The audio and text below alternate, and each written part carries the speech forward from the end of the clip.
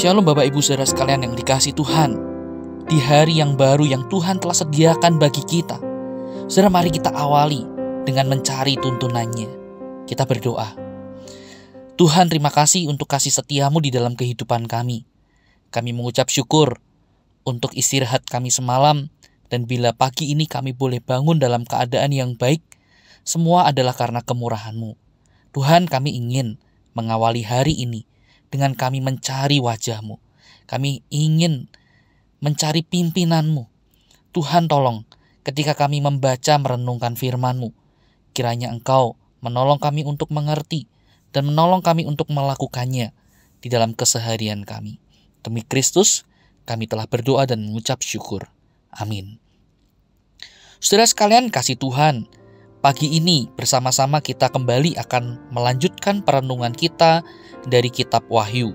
Kini kita tiba di Wahyu pasal yang ke-20, ayat yang ke-7 sampai dengan ayat yang ke-10. Namun saya hanya akan mengajak saudara membaca ayat yang ke-10 saja. Demikian firman Tuhan. Dan iblis yang menyesatkan mereka dilemparkan ke dalam lautan api dan belerang, yaitu tempat binatang dan nabi palsu itu. Dan mereka disiksa siang malam sampai selama-lamanya. Sampai di sini kita membaca firman Tuhan. Saudara, kalau kita membaca perikop ini secara keseluruhan, saudara, perikop ini akan menggambarkan kepada kita dan menunjukkan kepada kita suatu kelegaan, di mana saudara, bagian ini akan memberitahu kita tentang kehidupan baru yang sempurna.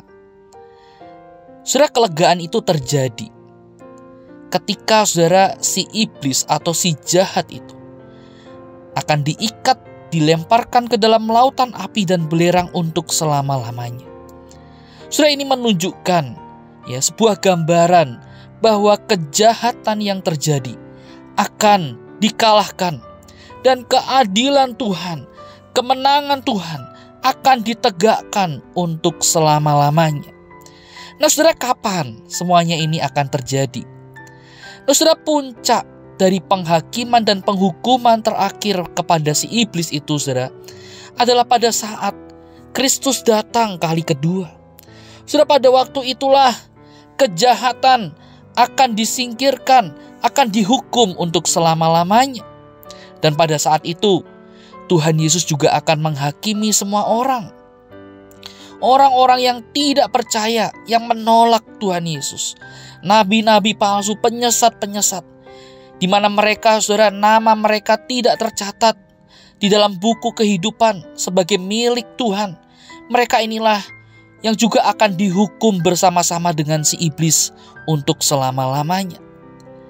Nah, saudara, namun saudara, di balik berita penghakiman dan penghukuman itu, saudara, ada sebuah kabar baik, di mana saudara, orang yang setia, orang yang menerima Tuhan Yesus, orang yang menjaga imannya sampai pada akhir, sampai pada kesudahannya, mereka inilah akan disebut berbahagia, sebab nama mereka akan tercatat di dalam buku kehidupan. Mereka inilah yang disebut sebagai milik Allah, dan Allah menjadi milik mereka.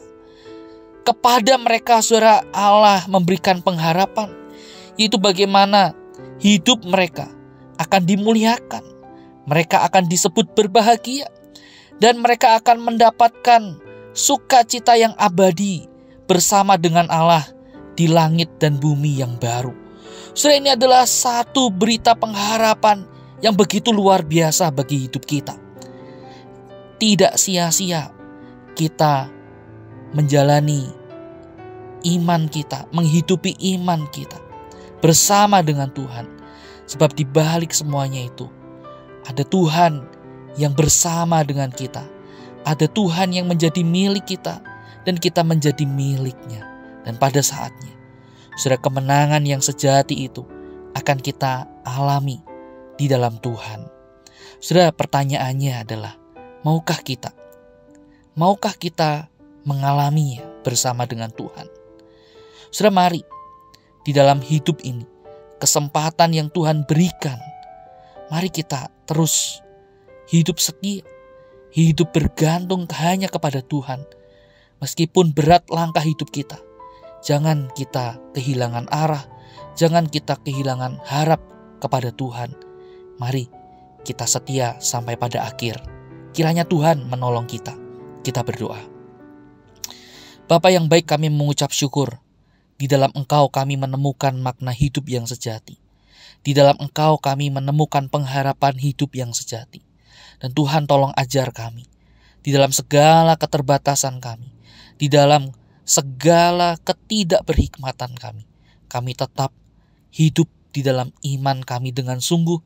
Kami menjaga iman kami dengan setia sampai pada akhir. Mampukan kami Tuhan, mampukanlah.